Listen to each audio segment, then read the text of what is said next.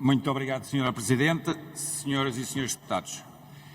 Entramos numa nova fase da guerra da Ucrânia, onde a continuação do fornecimento de armamento, quer defensivo, quer ofensivo, é uma alternativa se não quisermos que a Ucrânia perca esta guerra e, com ela, todos os países da Europa. Nesse sentido, o recente acordo para o fornecimento de carros de combate à Ucrânia veio mais uma vez revelar o estado de abandono a que este Governo tem condenado as nossas Forças Armadas. Soubemos, na semana passada, através da imprensa, que dos 37 carros de combate Leopard 2 das Forças Armadas, só muito poucos estão operacionais. Isto para não falar de que, mesmo que os 37 estivessem operacionais, este número é manifestamente insuficiente, tanto para garantir uma capacidade mínima de dissuasão, como para apoiar os nossos aliados no âmbito dos nossos compromissos internacionais.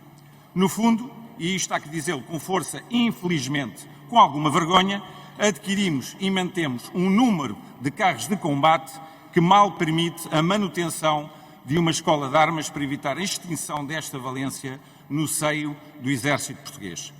É assim a política da defesa nacional deste Governo e da esquerda no seu todo. Reduzir, reduzir, reduzir. Tanto o material como o efetivo, para talvez um dia justificar a extinção das Forças Armadas. Connosco não irão conseguir. Na Marinha, por exemplo, um país responsável por uma área marítima de busca e salvamento de mais de 5 milhões de quilómetros quadrados. Foi também noticiado que das verbas necessárias para a manutenção em 2023, estimadas em 80 milhões de euros, o orçamento do Estado atribui apenas cerca de 47 milhões, representando um déficit de 41%. A falta destes 33 milhões de euros este ano ameaça a manutenção dos recursos navais, causando o desgaste e a inoperacionalidade dos principais meios da Marinha, colocando mesmo em causa os nossos compromissos para com a NATO. A Marinha sofreu também uma perda de 20% dos seus efetivos em 10 anos, de 8.832 para 5.135 militares.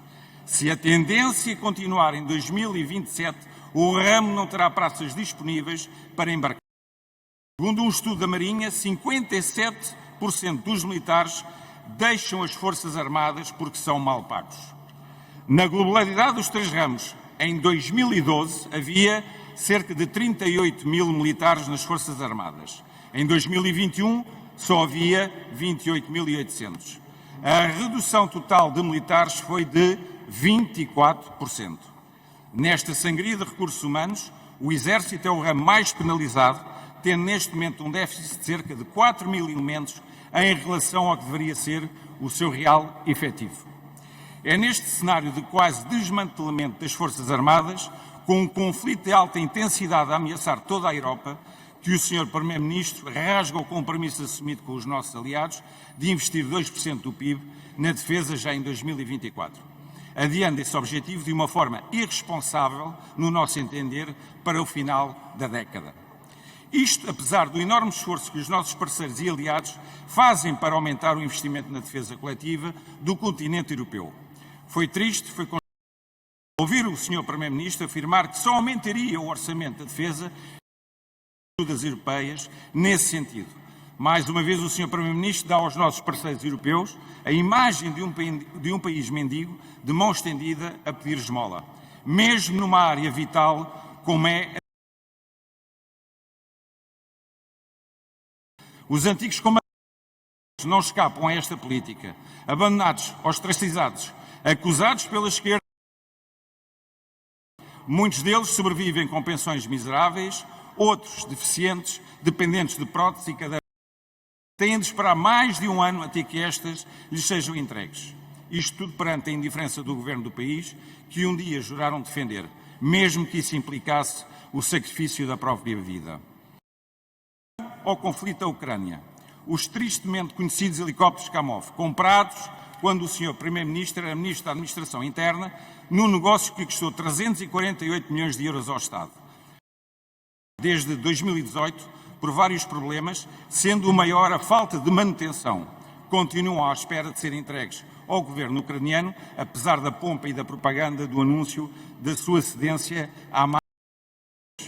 A defesa nacional é um tema de importância que não pode ser só um lugar comum de boas intenções, reconhecimento.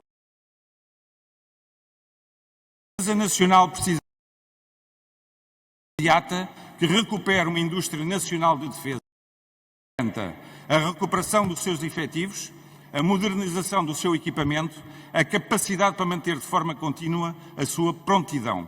Só assim teremos forças armadas reais e eficazes e não apenas, como atualmente, uma ilusão de forças armadas sem capacidade nem eficácia. Este governo é também o governo da geringonça que o antecedeu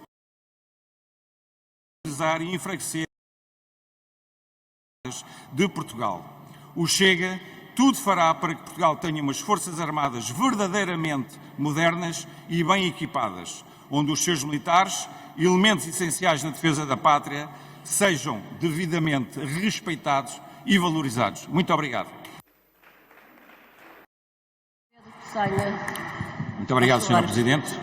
Agradeço as duas intervenções, quer do meu colega deputado Jorge Paulo Oliveira, quer do meu colega deputado da Iniciativa Liberal, o Rodrigo Saraiva. Vou respondendo à sua pergunta diretamente ao deputado Rodrigo Saraiva.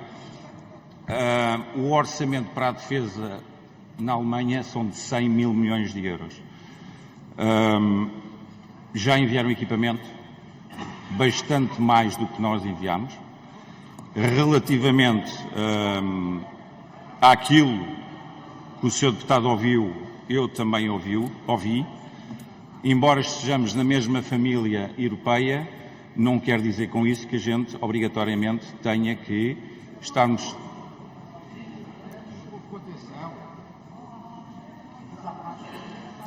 Faz favor de continuar, Sr. Deputado.